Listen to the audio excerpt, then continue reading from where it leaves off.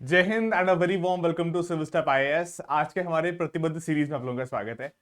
तो today we are continuing with our previous theme और आज का हमारा जो टॉपिक रहने वाला जो एजेंडा है that is regarding structural reforms and उसमें market interventions by the government. So we are going to take a look at in detail regarding what is meant by market intervention, what are the effects, impacts of market intervention, इसका नुकसान या इसके challenges क्या हैं, and how the government of India it intervenes in the markets at times। और उसमें आपको कुछ एग्जांपल्स हैं, कुछ प्रोग्राम्स पॉलिसीज जैसे stand up India, startup India, आत्मनिर्भर भारत इनिशिएटिव, इनके बारे में भी आज हम बात करने वाले हैं, राइट। तो आई बिलीव जो प्रीवियस सेशंस हैं आपने वो देख लिए हैं, इस थीम को आपने स्टार्टिंग से कवर जो है साथ साथ किया ही हुआ है। Alright, so let's start। आज का सेशन स्टार्ट करते हैं। So first things first, when we talk of market intervention in the Indian economy, see, देखिए हमारी इकोनॉमी कंप्लीटली ऐसा तो नहीं है कि it is free of market intervention, it's not a completely capitalist setup, but ऐसा भी नहीं है कि it's completely on the other side, so it lies in the mid of it, है ना। ये हम आपने बेसिक्स में आई होप आपने कवर किया होगा। आप models of different types of economies पढ़ते हो, डिफरेंट ऑफ इकोनॉमिक सिस्टम्स जब आप पढ़ते हो, राइट तो definitely government of India intervene तो करती है, गवर्नमेंट का इंटरवेंशन तो रहता है इकोनॉमी के अंदर। बात यह है कि कहां पे कितने किस एक्सटेंट तक गवर्नमेंट जो है इंटरवीन करती है, that has to be very it has to be balanced very carefully. नहीं तो फिर आप मार्केट में डिस्टॉर्शंस भी क्रिएट कर सकते हैं या फिर मार्केट को ओवर रेगुलेट भी कर सकते हैं, और वो ग्रोथ और डेवलपमेंट दोनों के लिए ही जो है नुकसानदायक होगा, it will be detrimental, right. तो जब हम बोलते हैं मार्केट इंटरवेंशन को लेके, तो हमारे पास रेफरेंस एक इकोनॉमिक सर्वे 2020-21 का जो था, उसमें बहुत अच्छा एक चैप्टर इन्होंने इंक्लूड किया था गवर्नमेंट ने। सो गवर्नमेंट इंटरवेंशन को वहां पे क्या बोला गया कि it is often it is well intentioned, कि ऐसे सरकार की नीयत जो होती है वो खराब नहीं होती है, ग्रोथ को डेवलपमेंट को बढ़ावा देने के लिए इंटरवेंशन प्लान किए जाते हैं सरकार की तरफ से। ऐसा तो नहीं है कि भाई ग्रोथ को, ऑब्वियसली कोई भी गवर्नमेंट नहीं चाहेगी कि ग्रोथ डिप कर जाए, जीडीपी नंबर्स नीचे चले जाए, राइट।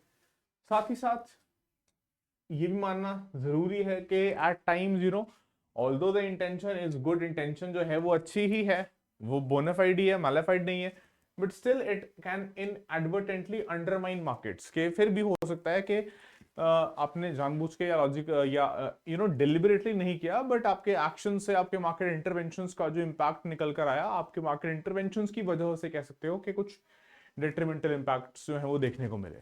फर्दर उसी में कॉन्सिक्वेंसेस कई दफा क्या देखने को मिलते हैं, एक तो हम कोशिश करते हैं to prevent any kind of concentration of wealth, कि वेल्थ कॉन्सेंट्रेशन को जो है वो होने से रोका जाए। Few hands must not capture majority of the resources, plus थोड़ा सा तो कह लो स्टिफल्स इकोनॉमिक फ्रीडम, क्योंकि गवर्नमेंट इंटरवीन कर रही है। साथ साथ कुछ कह सकते हो कि there can be some lost और गॉन अपॉर्चुनिटीज कंज्यूमर के लिए एंड प्रोड्यूसर्स की सरप्लस के लिए।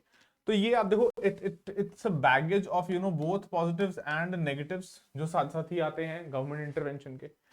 फिर सर्वे ने की रिकमेंडेशंस क्या बोली, that assess the impact of government action on market efficiency and act accordingly, कि जितना इम्पैक्ट पड़ रहा है उसके हिसाब से ये देखा जाए कि कहाँ पे इम्पैक्ट जो है वो रिक्वायर्ड है, स्ट्रैटेजिक एरियाज को आइडेंटिफाई करके उन स्ट्रैटेजिक एरियाज में इंटरवेंशन रहे, टारगेटेड इंटरवेंशन रहे, ब्लैंकेट इंटरवेंशन या एक ओवरऑल इंटरवेंशन जो है वो अवॉइड किया जा सके, राइट। चलिए then further speaking of what have been the consequences, तो डेफिनेटली कॉन्सिक्वेंसेस या रैमिफिकेशंस तो रहे हैं, जो उसका प्रभाव निकल के आया, या जो कह लो उसका जो परिणाम निकल के आया कि गवर्नमेंट के इंटरवेंशन की वजह से। तो देखो कुछ तो एक्ट्स देखने को मिले, जैसे we have had the essential commodities act, drug price regulation, rationalization of food subsidies and farm loan weavers.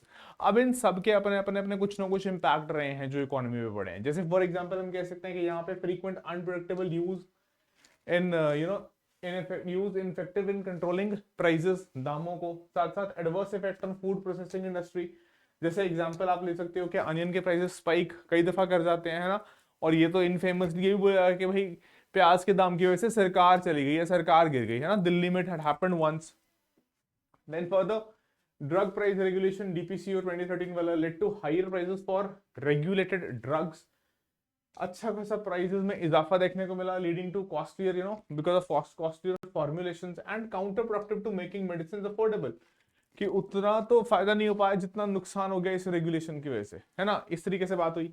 Then further rationalise करना फूड सब्सिडीज को। अब देखो एक ये आपके फिस्कल अगर हम प्रूडेंस के हिसाब से देखें तो इट क्रिएट्स अ बर्डन। कैसे इट क्रिएट्स अ बर्डन? भाई सरकार को पैसा तो इसमें डालना ही पड़ता है। Then further discourages crop diversification due to guaranteed procurement price. अब अगर देखो हम पूरा ये वेस्टर्न उत्तर प्रदेश, पंजाब, हरियाणा, इस पूरे एग्रीकल्चरल बेल्ट का जो ये रीजन है इसकी बात करें तो बहुत बड़ा रीजन जो है कि farmers they have been growing just that monocropping pattern पे, वीट और राइस ही पैडी ग्रो कर रहे हैं। क्यों? क्योंकि उनको एक अश्योरेंस है कि इसको तो प्रोक्योर कर ही लिया जाएगा, है ना। तो वो उस चीज को छोड़ने को भी तैयार नहीं, डिस्पाइट कि भाई ये वाटर स्ट्रेस्ड रीजन है, यहाँ पे ये सूटेबल नहीं है क्लाइमेट, एग्रो क्लाइमेटिक अगर पर्सपेक्टिव से सोचा जाए तो। Then further leads to inefficiency in agricultural production and also sustainability पे भी इश्यूज खड़े होते हैं।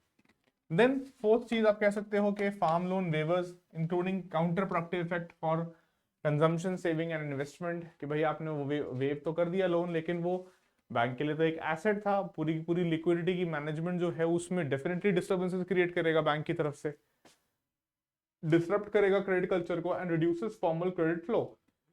क्यों रिड्यूस करेगा फॉर्मल क्रेडिट फ्लो? क्योंकि बैंक के लिए तो जो लोन उसने दिया है वो उसके लिए एक एसेट है, वो उसके ऊपर इंटरेस्ट अर्न कर रहा है। अगर आप लोन वेवर्स देते रहोगे तो डेफिनेटली जो बैंकिंग सिस्टम में फॉर्मलाइज्ड लेंडिंग हो रही है उसमें बैंक जो है वो बहुत कॉशियस अप्रोच फॉलो करेगा कि लेंड ना किया जाए अगर ये लोन वेवर में ही कन्वर्ट होना है जाके कल को, है ना, उसका तो लॉस्ट हो गया वो asset. Then hampers long term financial stability in the agricultural sector. और फिर बात आती है कि भाई एग्रीकल्चर में उतना पैसा नहीं है, उतना जो है बैंकिंग सिस्टम से लोन्स जो है वो नहीं आते हैं। भाई बैंक अपना खुद के ऑपरेशनल एक जो उसकी प्रोफाइल है उसको भी तो देखेगा कि भाई उसके लोन्स जो हैं वो सही तरीके से वापस आ रहे हैं, रिकवर हो रहे हैं या नहीं हो रहे हैं। तो ये कह सकते हो आप, ये कुछ consequences on the adverse side of increased intervention in the economy bye the government. चलिए देन फर्दर हम एक बात ये जो देख के हाँ पता चलती है, समझ में आती है, although this can be necessary, कि ये कोई नहीं कह रहा है कि गवर्नमेंट इंटरवेंशन बिल्कुल भी नहीं होना चाहिए, but yes it must be kept only where it is necessary in certain areas, and it should be limited to areas where markets are either inefficient or where market failures exist, कि जहां पे government intervention की जो है जरूरत है ही है। तो इसके लिए आप ये कह सकते हो that need to identify some critical areas for targeted intervention, जिनमें आप कह सकते हो कि हम अगर एक ऐसे पोटेंशियल लिस्ट के बारे में बात करें तो we have may be these critical areas, आप कह सकते हो critical areas for targeted intervention by the government. जैसे एक तो कह सकते हो encouraging competitive markets so that to have an environment जो फोस्टर करे कंपटीशन को, इंटरवेंशन कम होगा, free market forces of demand and supply को आप प्ले आउट करने दोगे तो मार्केट में कंपटीशन बढ़ेगा amongst the players, and reduce excessive regulation, की जितनी रिक्वायर्ड है उतनी रेगुलेशन हो, उसके बावजूद और ज्यादा रेगुलेशन ना हो। फर्दर इंटरवेंशन कहां पे? जहां पे मार्केट्स फेल कर रही हो, या फिर आप कह सकते हो to address any kind of monopolistic power के एक ही प्लेयर है, उसी का वर्चस्व है, और may be for the provision of public goods. अब ये तो पब्लिक गुड्स की बात आ गई तो ये तो जनरल एक कह लो वेलफेयर अप्रोच के साथ हो गया, बट ये हर जगह नहीं हो सकता, है ना। प्लस रिजॉल्व मार्केट इंफॉर्मेशन एसिमेट्रीज, कि अगर कहीं पे ऐसा कोई मार्केट प्लेयर डोमिनेंट है जो वो ऐसे कोई एसिमेट्रीज क्रिएट कर रहा है, then you can intervene further to stabilize prices और ensure fair income for the producers, है ना, कि प्राइस स्टेबलाइजेशन जहां पे essential commodities हैं particularly, not everywhere, and ensure minimum income for either producers which can be farmers also, कि farmers को भी एक जो है at least एक guaranteed दाम तो मिले उनके प्रोड्यूस के लिए जो वो उपज जो है वो लेकर आ रहे हैं, right. So that can be for this particular region. Then further targeted intervention कहां हो सकता है? एड्रेसिंग सोशल वेलफेयर कंसर्न, जिसमें आप कह सकते हो कि या तो क्रिटिकल गुड्स के प्राइसेस को रेगुलेट करने के लिए, कि उसमें एक थ्रेशोल्ड, एक सीलिंग के बियॉन्ड जो है वो जाके सेल ना करें, ताकि कंज्यूमर्स को लॉस हो रहा है वहां पे। और क्रिटिकल एरियाज हैं, जैसे आप कह सकते हो may be it can include health care, education, food, basics हैं, एसेंशियल हैं, रिक्वायर्ड हैं इकोनॉमी की ग्रोथ और डेवलपमेंट के लिए, वेलफेयर के पर्सपेक्टिव से, सामाजिक न्याय अगर देखा जाए उसके पर्सपेक्टिव से। तो यहाँ पे आप एक क्या कर सकते हो, आप इंटरवेंशन करके एक कैपिंग या एक सीलिंग जो है वो इंट्रोड्यूस कर सकते हो, या उस तरीके से जो है इंटरवेंशन हो सकता है। होगा क्या? Ensure accessibility for broader population. तो यहाँ तो आप कह सकते हो, जैसे बोलते हैं ना कि जनहित का या जनमानस का भला, है ना। So that kind of approach. Then further discouraging demerit goods and promoting merit goods. देखो ये तो बात सही है कि regulate and discourage consumption of demerit goods, tobacco हो गया, अल्कोहल हो गया, तो ये तो चीजें ऐसी हैं जिसको ऑब्वियसली कोई भी गवर्नमेंट या कोई भी सरकार क्यों ही चाहेगी प्रमोट करना। आप ये आर्ग्यू जरूर कर सकते हो कि हाँ सर देखो इससे रेवेन्यू तो सरकार अच्छा खासा जनरेट करती है, yes definitely, no denying that, है ना। देन प्रमोट मेरिट गुड्स, जैसे एजुकेशन हो गया, हेल्थ केयर हो गया, क्लीन एनर्जी एटसेट्रा एटसेट्रा, जो आप कह सकते हो पॉजिटिव एक्सटर्नैलिटीज भी क्रिएट करते हैं। तो इस तरीके से आप कह सकते हो कि the government can go in for targeted intervention and not a blanket intervention, या फिर जिसको हम बोलेंगे कि ओवरऑल हर जगह इंटरवीन करने की जरूरत जो है वो नहीं है, उसका कोई सेंस या लॉजिक जो है वो जस्टिफाइड नहीं बनता, है ना। चलिए मूविंग अहेड। तो फर्दर मार्केट इंटरवेंशन में देखो गवर्नमेंट के रोल को हम इस एक डायग्राम के थ्रू एक्सप्लेन कर सकते हैं कि it needs to have what, it needs to have the focus areas, जहां पे मार्केट के फेलियर्स को एड्रेस करना हो या फिर मार्केट एफिशिएंसी जो है वो इंश्योर करनी हो कि मार्केट नहीं है मार्केट जो है एफिशिएंटली नहीं ऑपरेट कर पा रही है, कुछ दिक्कतें हैं वहां पे ऑपरेट करने में, या फिर आप कह सकते हो मार्केट के फेलियर्स हैं। Either way you can have targeted intervention by the government, ठीक है। इसमें फेलियर्स कैसे हो सकते हैं, या तो हमने जो बात करी correct any information asymmetries, promote equitable wealth distribution, जिसमें आप ये कह सकते हो you are trying to prevent concentration of both wealth and income, है ना, इसको प्रिवेंट करना है। ये देखो हमारे कॉन्स्टिट्यूशन के हिसाब से भी, डायरेक्टिव प्रिंसिपल्स के हिसाब से भी जस्टिफाइड है ना। So foster innovation, economic growth and prosperity, ये बात आ जाएगी। Further providing public goods and preventing any sort of monopolies, कि एक किसी प्लेयर को इतना डोमिनेंट रोल में नहीं आने दें कि वो डिस्टॉर्ट कर दे पूरे मार्केट के सिस्टम को, right. So these can be areas for government's role. Now coming to what have been the different programs, इस सेंस में मेजरली दो प्रोग्राम्स हमारे बनते हैं, एक तो स्टार्टअप इंडिया और दूसरा हम बात करेंगे जो है हमारा आत्मनिर्भर भारत इनिशिएटिव, ठीक है। अब देखो first talking of the startup India program की हाइलाइट्स क्या, की मेजर्स क्या है इस प्रोग्राम के, कि क्वालिफिकेशंस एक स्टार्टअप के लिए फिक्स करके उसको फाइनेंशियल सपोर्ट जो है 10,000 crore manage by the private professionals, income tax exemption इनके लिए, free legal aid, legal support अगर उनको इंटेलेक्चुअल प्रॉपर्टी राइट्स के लिए, IPR that is your intellectual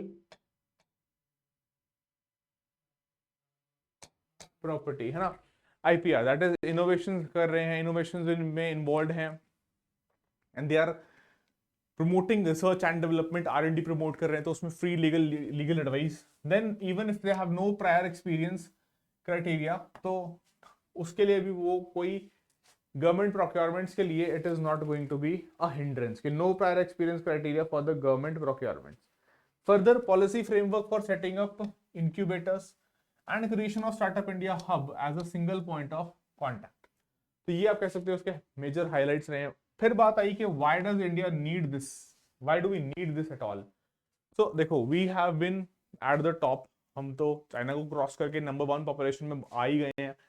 दूसरी बात ये that we have majority of the population which is young, which is a potential to reap your demographic dividend. अगर वो करना है तो डेफिनेटली आपको you need to create jobs in excess of 10 million jobs per year, तो उसमें help कर सकता है। एक्सपोर्ट्स इंक्रीज करने में और इंपोर्ट्स को रिड्यूस करने में हेल्प कर सकता है। मतलब आपका जो बैलेंस ऑफ पेमेंट के ऊपर प्रेशर या करंट अकाउंट जो आपका डेफिसिट में जनरली चलता है, इन प्रेशर्स को भी रिड्यूस कर सकता है। रुपी की पोजीशन को भी स्ट्रेंथन करने में हेल्प करेगा if you are going to increase your exports, so that is going to further help on that count. Further bring social change, example electric vehicles charging, है ना, वो सारी चीजें, and encourage competition in the market. तो ये हम कह सकते हैं are certain reasons which tell us why do we need to have programs like startup India. Alright, then further criticism जो है कुछ लेवल किया गया। अगर एंटायरिटी में देखते हैं स्टार्टअप इंडिया को, तो एक तो ये बोला गया कि हाई रिस्क इन्वेस्टमेंट है, डिस्करेज करता है वेंचर कैपिटल फर्म्स को, प्राइवेट इन्वेस्टमेंट को, रिस्क रहता है merger with foreign companies and potential for increase corruption, क्योंकि गवर्नमेंट के थ्रू चीजें हो रही हैं। कि ये भी बोला गया कि अपने फेवरेट्स को रिकॉग्नाइज किया जा रहा है, डीपीआईटी रिकॉग्नाइज्ड स्टार्टअप्स जो हैं, है ना, कि किस तरीके से स्टैंडर्ड या कुछ ऑब्जेक्टिव क्राइटेरिया है, या फिर it is becoming an area for favouritism या nepotism kind of thing, subjectivity है उसमें। तो ये कुछ क्रिटिसिज्म भी लेवल किए गए।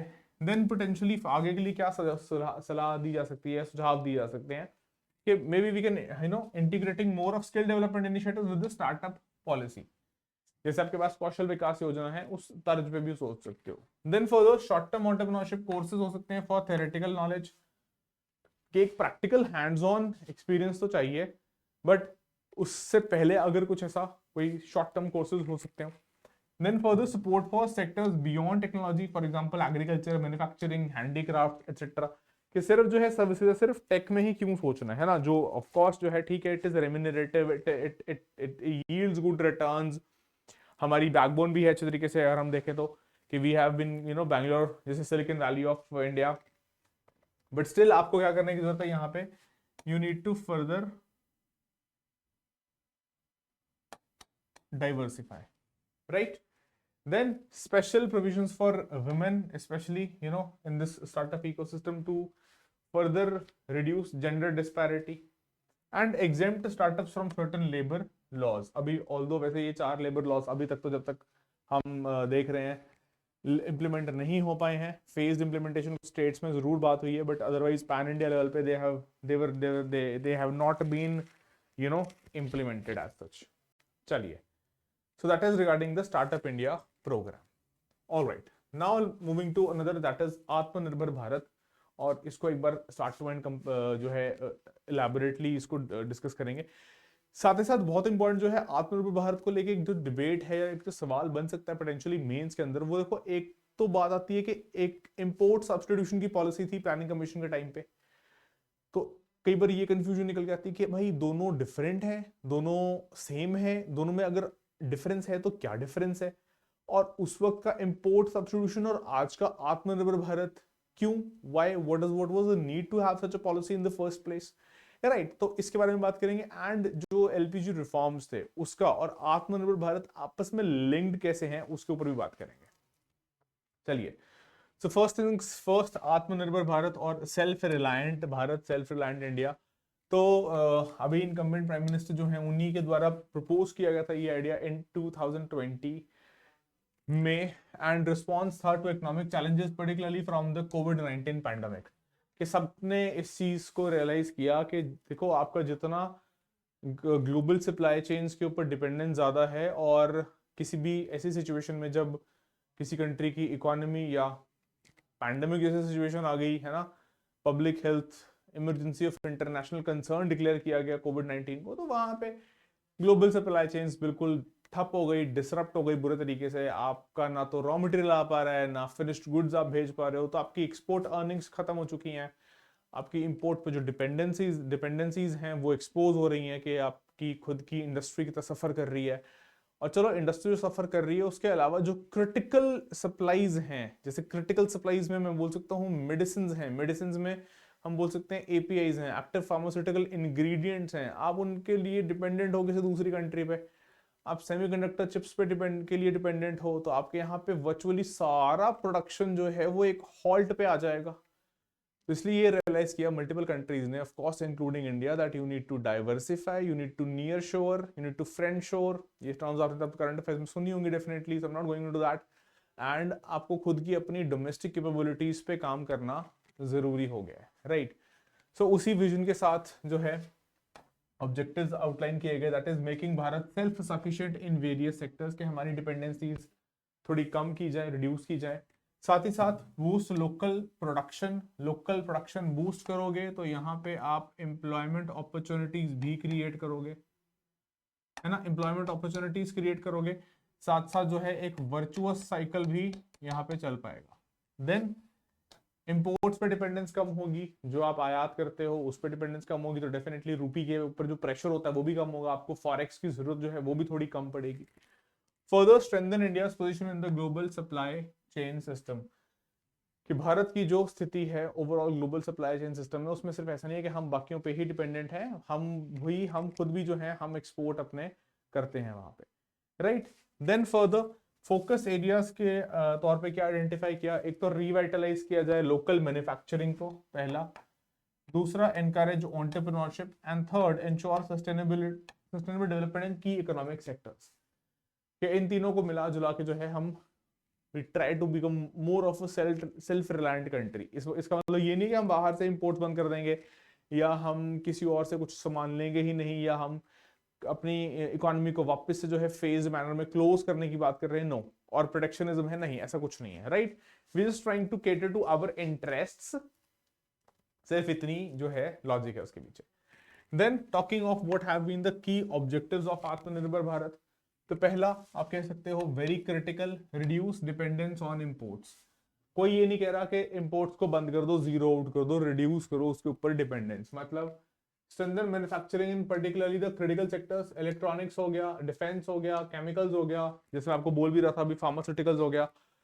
सो इलेक्ट्रॉनिक्स में देखो, सेमीकंडक्टर एक ऐसी चीज है जो आज की डेट में वर्चुअली हर प्रोडक्ट में इस्तेमाल हो रही है, और सिक्योरिटी कंसर्न्स के साथ भी जुड़ी हुई है। आपका पूरा जो 5G टेक्नोलॉजी रोल आउट है इलेक्ट्रॉनिक्स में, है ना, आपके जो कम्युनिकेशन सिस्टम्स हैं, आपके जो मोबिलिटी सिस्टम्स हैं, उन सब में जो है वर्चुअली सेफ्टी वाले एंगल को लेके सेमीकंडक्टर जो हैं उनकी प्रोडक्शन आप खुद कर रहे हैं या आप किसी दूसरे कंट्री पे डिपेंडेंट है, वो बहुत ज्यादा क्रूशल हो जाती है। Then second, boosting the domestic manufacturing के किसमें, जैसे इंडस्ट्रीज जो पर्टिकुलरली बोल सकते हो लेबर इंटेंसिव भी हो,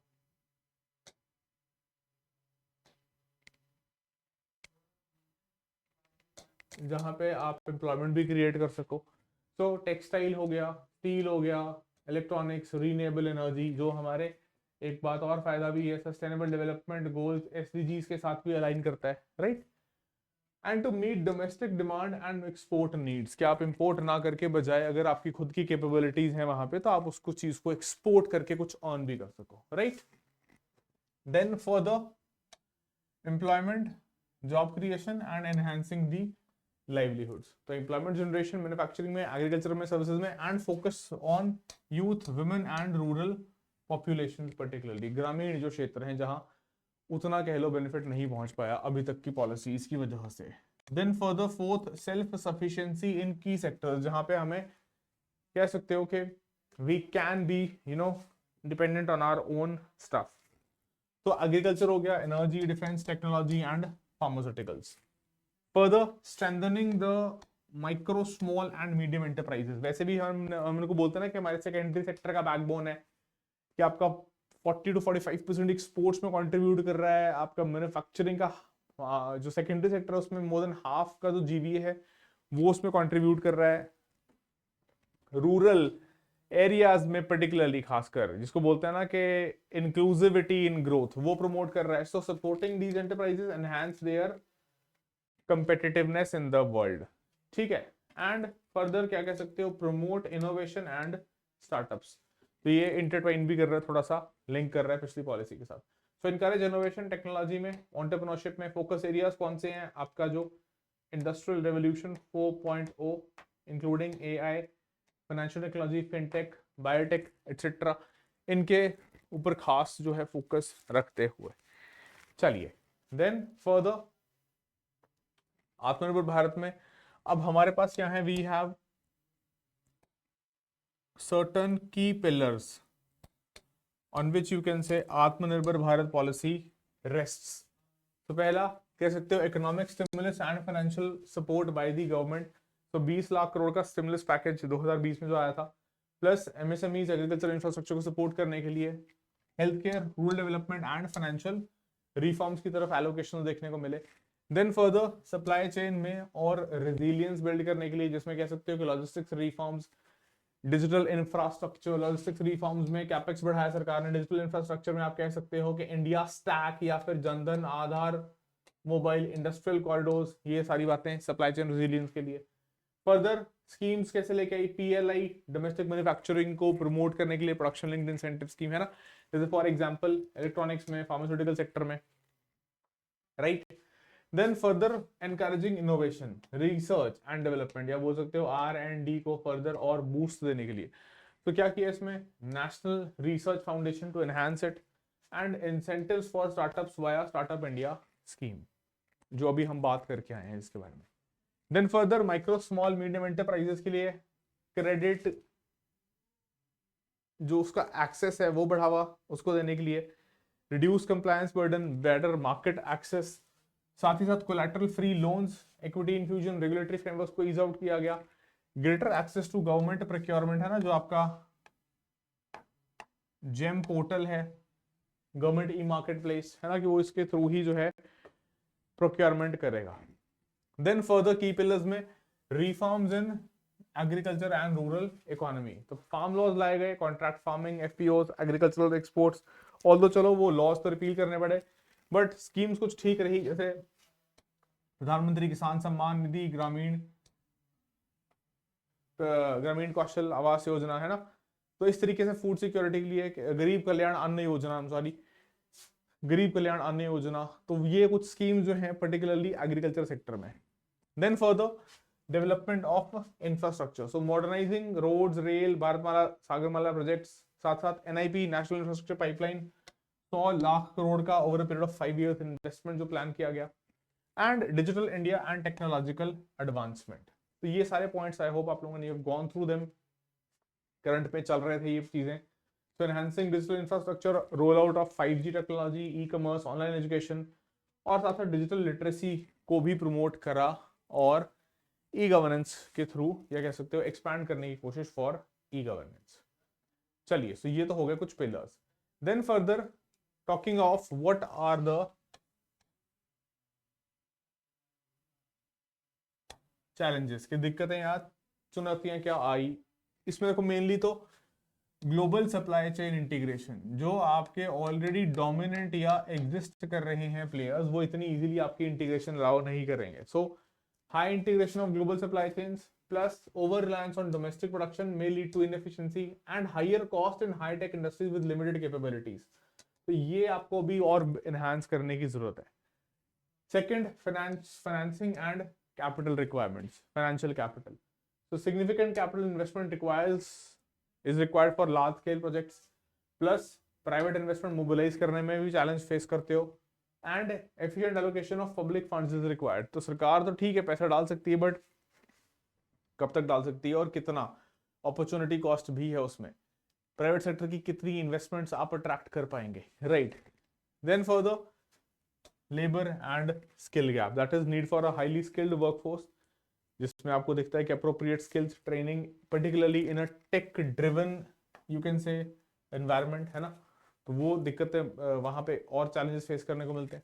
then further policy implementation, policy और उसके इंप्लीमेंटेशन में gap, there has to be requirement of, there is a requirement of coherence between formulation and its execution, कि उतना उसको सही तरीके से ग्राउंड पे जो है एग्जीक्यूट भी किया जाए, right. And bureaucratic delays, red tape and inefficiencies grassroots level पे, they often lead to you can say not that effective outcomes उतने बेहतर नहीं निकल के आ पाते on ground, although policy शायद उसका conceptualization जो है बहुत बढ़िया किया गया था। And balancing globalization with self reliance, के ऐसा नहीं है कि globalization खत्म हो गया, ठीक है decoupling कुछ हुई है especially COVID-19 पैंडेमिक के बाद, तो कंप्लीट सेल्फ रिलायंस के बारे में बात करना सोचना जो है थोड़ा गलत, ऑफ ट्रैक भी हो जाएगा, विच में हिंडर ग्लोबल ट्रेड रिलेशनशिप्स। तो ये इसमें एक ट्रेड ऑफ है, इसमें एक बार्गेनिंग है कि आप अगर अपने ज्यादा इंटरेस्ट को प्रमोट करोगे तो बाकी लोग भी वैस अकॉर्डिंगली ही एक्ट करेंगे, तो आपके हो सकता है वहां पे इंटरेस्ट कुछ हर्ट हो। And further need to maintain integration with the global economy, कि आप कंप्लीटली डीकपल होके तो रन नहीं कर पाओगे, that will be very difficult. चलिए, देन फर्दर क्या बोल सकते हैं कि इस पर्टिकुलर विजन में हमने क्या समझा, that promoting self reliance, domestic manufacturing को बढ़ावा देना, एंड पोजीशन करना इंडिया को as a global economic powerhouse, right, जिसमें हम एक्सपोर्ट्स को ऑफ कोर्स बूस्ट कर रहे हैं, जिसके लिए we need to have a roadmap for long term growth and sustainability, mainly जिसमें कुछ चैलेंजेस दिखते हैं। क्या दिखते हैं challenges? So we have discussed improving infrastructure and creating more number of jobs. जो स्किल गैप है उसको खत्म या रिड्यूस चलो किया जाए, ब्रिज किया जाए। And dynamic industrial policies which are you can say modified from time to time as per the requirements. ठीक है, फिर फर्दर वे फॉरवर्ड क्या बोल सकते हैं? एक तो balancing self reliance with global integration which is very much required, that you can not go for completely decoupling your economy with the others. दूसरा, लेवरेज योर स्ट्रेंथ्स, इनोवेट करो, technology में adapt करो, ह्यूमन कैपिटल को build करो और अपने strengths को और लेवरेज करने की कोशिश करो, जहां पे आप कह सकते हैं you can have an upper hand. Plus this will definitely pave your way for emerging as a true global economic leader, right? तो ये बोल सकते हैं हम आत्मनिर्भर भारत के विजन को लेके। अब दूसरा जो मेजर डिबेट बचता है कि एक तो पॉलिसी थी प्लानिंग कमीशन के टाइम पे इंपोर्ट सब्स्टिट्यूशन, आज है आत्मनिर्भर भारत। तो ये दोनों आपस में कैसे जुड़े हुए हैं या क्या डिफरेंस है? तो पहली बात तो देखो, इंपोर्ट सब्स्टिट्यूशन जो है या इंपोर्ट सब्स्टिट्यूशन इंडस्ट्रियलाइजेशन पूरा नाम अगर लिया जाए, तो ये डोमिनेंट इकोनॉमिक पॉलिसी था 60-70 के दशक का। एम था reduce dependence on foreign goods and strategy promote करने की डोमेस्टिक इंडस्ट्रीज को। जहां तक आत्मनिर्भर भारत, सेल्फ रिलायंट भारत की बात है, तो ये 2020 में इंट्रोड्यूस हुआ to create a self sufficient resilient economy. Emphasis किस पे? लोकल प्रोडक्शन पे, promote global integration and trade. Reduce नहीं कर रहा है, देखो इसमें यहाँ पे ध्यान से इस चीज को आइडेंटिफाई करो कि लोकल प्रोडक्शन को बढ़ावा देके आप एम्प्लॉयमेंट भी जनरेट कर रहे हो, अपनी खुद की इकोनॉमी को ग्रो कर रहे हो, लेकिन उसके साथ साथ अपना जो ट्रेड में एक्सपोर्ट्स वाला कंपोनेंट है उसको और इंक्रीज करने की बात कर रहे हो, राइट? तो इसको चलो एक टैबुलर फॉर्म में यहाँ पे देख लेते हैं फटाफट एक बार। तो देखो, first things first, import substitution 1960-70 की जो पॉलिसी थी, क्या बोल रही है? स्ट्रॉन्ग रिस्ट्रिक्शंस है यहाँ पे, ठीक है, कंट्रोल है over private sector, state led industrialisation है। आत्मनिर्भर भारत में as such there are no strong controls और restrictions, no restrictions, only regulation. Encourage करते हैं प्राइवेट इन्वेस्टमेंट को, पार्टिसिपेशन को और इनोवेशन को, राइट? फिर फोकस ऑन एक्सपोर्ट्स वाली जो बात है कि मिनिमल फोकस था एक्सपोर्ट्स पे, लार्जली इनवर्ड लुकिंग था with emphasis on domestic self sufficiency. यहां क्या देखने को मिल रहा है? Huge emphasis on export, integrate India into global value chains. क्यों भाई? चाहिए ना ग्लोबल वैल्यू चेन में, नहीं करोगे तो कैसे होगा, right? Then further, foreign capital and technology, एक मिनट, हाँ, फॉरेन कैपिटल और टेक्नोलॉजी। तो इसमें क्या दिख रहा है? जो आपका इंपोर्ट सब्स्टिट्यूशन वाला पॉलिसी था प्लानिंग कमीशन के टाइम वाला, डिस्करेज कर रहा था इस चीज को। Foreign companies were seen with suspicion. हम क्या बोल रहे हैं? एक्टिवली हम कह रहे हैं कि आओ पार्टिसिपेट करो, inviting foreign capital and technology to boost domestic industries, enhance global competitiveness, that you also come and be a part of the growth story. आओ हमारे साथ grow करो, grow with India. फिर support to MSMEs, तो इसमें क्या था वहां पे? They were protected but remained inefficient due to lack of competition and innovation. क्यों भाई? over regulation था यहाँ पे, restrictions बहुत ज्यादा strong थे, तो उसका impact MSMEs पे भी तो रहेगा। यहाँ पे क्या है? वी आर सपोर्टिंग एमएसएमईज के वो कंपेटिटिव बने, इंसेंटिव्स दे रहे हैं उनको स्केल करने के लिए और इनोवेट करने के लिए, कि वो अपनी प्रेजेंस को और एक्सपैंड कर पाए, डाइवर्सिफाई कर पाए। तो ये मेजरली हमें देखने को मिलता है कि इंपोर्ट सब्स्टिट्यूशन पॉलिसी एंड आत्मनिर्भर भारत दोनों के बीच में जो डिफरेंस है वो क्या है। आई होप ये समझ में आ गया होगा, ऑल्दो वैसे आपने ये कवर किया होगा, करंट में चीजें ये रही हैं काफी टाइम से। चलिए, then another small comparison which is at times there, कि आत्मनिर्भर भारत और एलपीजी रिफॉर्म्स क्या रिवर्सल है या ऐसा कुछ है? So let's take a look at that. तो देखो, एक तो ये कहा गया कि एक सवाल ऐसा भी है कि भाई, is Atmanirbhar Bharat the antithesis to LPG reforms? तो नहीं, it is the answer to this question is a clear cut no, कि भाई एज सच कोई एंटीथेसिस नहीं है, कि नहीं, it is not the antithesis to liberalisation, privatisation, globalisation. Rather ये कह सकते हो conversely, on the other hand हम ये बोल सकते हैं it is a complementary strategy. किस कंटेक्स्ट में? ये बहुत एक फेमस कह सकते हो है ना वर्ड भी उभर के आया, that is in the context of globalisation, मतलब लोकल एंड ग्लोबल मार्केट्स दोनों के लिए सर्व करने की कोशिश करो। डोमेस्टिक प्रोडक्शन से एक तो जो आपका लोकल मार्केट है और जो ग्लोबल मार्केट है दोनों को सर्व किया जाए। सो कॉम्बिनेशन बन गया वर्ड का ग्लोबलाइजेशन एंड लोकल, दोनों मिला के ग्लोकलाइजेशन कह लो, राइट। ऑलराइट, सो फिर क्या कह सकते हैं इसके अंदर के, देखो ये वर्ड जो है दैट इज कॉल्ड ग्लोकलाइजेशन। हम क्या बोल रहे हैं, focus on catering local needs while tapping into global markets plus combining local self sufficiency with global trade and technology। कि लोकल हमारी जो सेल्फ सफिशिएंसी है और साथ में जो हम वैश्विक व्यापार में पर्टिकुलरली जो हमारा निर्यात है उसको बढ़ाने की बात कर रहे हैं, plus self reliance in certain sectors while being globally competitive, कि कुछ एरियाज में हम सेल्फ रिलायंट हो, हमारी डिपेंडेंस जो है वो काफी कम हो या ना हो कुछ एरियाज में। देन देखो सेल्फ रिलायंस क्या बोला गया, it is about resilience but not isolationism, कि ऐसा नहीं कि हम आइसोलेट हो रहे हैं या आइसोलेशन में जा रहे हैं, no, we are being self reliant, हम कोशिश कर रहे हैं आत्मनिर्भरता को बढ़ाने की, लेकिन हम ऐसा नहीं है कि हम बिल्कुल अलग थलग पड़ने की बात कर रहे हैं। So bold resilient supply chains, less vulnerable to external shock, ये फायदा मिलेगा। डाइवर्सिफाई करेगा आपके सोर्सेस को, रिड्यूस करेगा डिपेंडेंस ऑन सिंगल मार्केट्स, जैसे सिर्फ एक चाइना या एक कोई भी और आपका अमेरिका, राइट। फिर सप्लाई साइड को भी पुश मिलेगा, that is enhance capital availability, जैसे पीएलआई स्कीम्स चलाई, strengthen your primary sector, support businesses with reforms to boost local manufacturing, कि वो अपना खुद का जो लोकल मैन्युफैक्चरिंग है उसको बढ़ाओ। देन फर्दर कह सकते हो रिस्क मैनेजमेंट में भी बेटर हेल्प करेगा, that is focus on diversified resilient supply chains, prepare for disruptions from geopolitical tensions, pandemics, जैसे चाहे रशिया यूक्रेन था तो उससे भी सप्लाई चेन डिसरप्ट हुआ है, उससे पहले पैंडेमिक था या कोई भी और ऐसा कॉन्फ्लिक्ट है, right. And decentralised localism, very important keyword, decentralised localism, that is empower local industries, regions, remove bureaucratic hurdles and foster entrepreneurship and grassroots innovation। तो ये सारा आप कह सकते हो आत्मनिर्भर भारत एंड उसके साथ जो फ्रेज यूज किया हमने दैट इज ग्लोकलाइजेशन। ठीक है बच्चे, चलो let's move ahead then.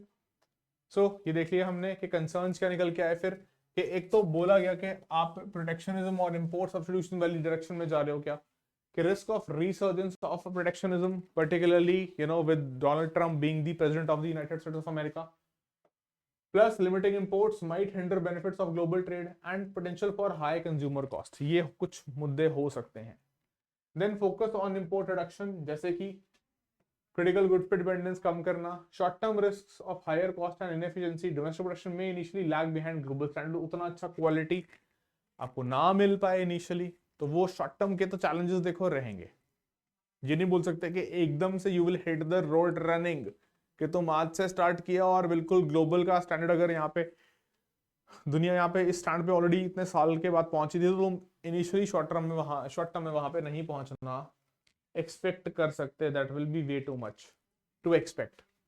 Then for the quality and safety compliance issues, जिसमें कह सकते हो कि importance of producing globally competitive goods, अगर आपको उस लेवल पे जाके एक्सपोर्ट्स में compete करना है भाई, इसमें इन्वेस्टमेंट चाहिए, टेक्नोलॉजी में, कैपेसिटी बिल्डिंग में, तो वो जो है उसमें कैपिटल भी चाहिए और वो टाइम टेकिंग भी होगा। Then further commitment to resilience, that is building self sufficiency in critical sectors, maintaining open market for sectors benefiting from global trade, ठीक है, and preparing to withstand shocks जैसे पैंडेमिक्स या फिर ट्रेड डिसरप्शंस या कोई भी ऐसे जियोपॉलिटिकल कॉन्फ्लिक्ट्स हैं तो वहां पे भी। ठीक है बच्चे, चलिए देन फर्दर कंक्लूड क्या कर सकते हैं इसमें, कि डेफिनेटली सेल्फ रिलायंस या आत्मनिर्भरता जो है वो रिक्वायर्ड तो है, इट इज डेफिनेटली वाइटल, है ना, कि गोल क्या है, self sufficiency particularly critical areas में, नेशनल सिक्योरिटी हो गया या इकोनॉमिक स्टेबिलिटी हो गया, इसमें तो जरूरी है self sufficiency in critical areas में, सस्टेनेबल डेवलपमेंट हो गया, राइट। क्यों जरूरी है, क्योंकि यहाँ पे आप बाकियों पे उतना रिलाय नहीं कर सकते, but it has to be very clear कि ये एक प्रोटेक्शनिस्ट पॉलिसी ना बने और ना हम इस तरफ जो है फर्दर इसको प्रोटेक्शनिस्ट पॉलिसी में कन्वर्ट कर दें, right. So framework to build domestic capacity and ensure global competitiveness, बस इतनी ध्यान में बात रखनी जरूरी है। Plus long term structural reforms जो लिमिट ना हो शॉर्ट टर्म कोविड के रिस्पॉन्स की तरह पे, एंड हमारी भारत की जो आर्थिक आप कह सकते हो नींव है उसको और मजबूत करने में हेल्प करें, further strengthening and diversifying the foundation of India's economy, है ना। Then a balanced, a calibrated approach, जिसमें आप क्या कर रहे हो, vulnerabilities को reduce कर रहे हो, global aspirations maintain कर रहे हो, and harmony with globalization, right? And post LPG growth story, that is ज्यादा open है economy, है ना, to global trade, to foreign investments and technological exchange with the world। तो आपने ऐसा थोड़ा ना क्लोज कर दिया इकोनॉमी को। Plus vision for resilient and self reliant India aligned with global opportunities, के देखो ठीक है आत्मनिर्भर भारत है but overall global economic growth के लिए है, to promote the growth in the entire world economy. So we are for aligning with global opportunities. तो ये आप कह सकते हो that is the concluding part of Atmanirbhar Bharat. चलिए, so that is all for this particular session. आज का session यहाँ पे हम एंड कर रहे हैं, और एज ऑलवेज अगर आपको कुछ भी इसमें इंटरेस्टिंग लगा है, आपने कुछ सीखा है, तो please make sure that you hit the like button. आप एक बार जो है लाइक और शेयर कर दें इस सेशन को अपने फ्रेंड सर्कल में, so that they can also reach out to us. हम जो है प्रतिबद्ध और सर्वधार सीरीज को उन तक भी पहुंचा पाए, है ना। We can get more of aspirants, उनको हम और बेटर सर्व कर पाए। ऑल्सो कंटेंट के लिए यू नो दैट आपको जो है ये जो पीछे QR कोड है इसको स्कैन करके you will get to the Telegram channel, और टेलीग्राम चैनल पे जाके आप लोग क्या कर सकते हैं, यहाँ पे जो भी कंटेंट है प्रतिबद्ध का या सर्वाधार का, या जो हमारे मैराथन सीरीज चल रही है एवरी सैटरडे, हर सैटरडे लाइव आपके साथ हमारे यूट्यूब चैनल पे सिविल स्टैप IAS, तो वो सारा कंटेंट आपको वहां पे फ्री ऑफ कॉस्ट मिल जाएगा। ठीक है, चलिए, so thank you so much, मिलेंगे अगले सेशन में। अंटिल देन बढ़ते रहें, मस्त रहें, स्वस्थ रहें। जय हिंद, जय भारत।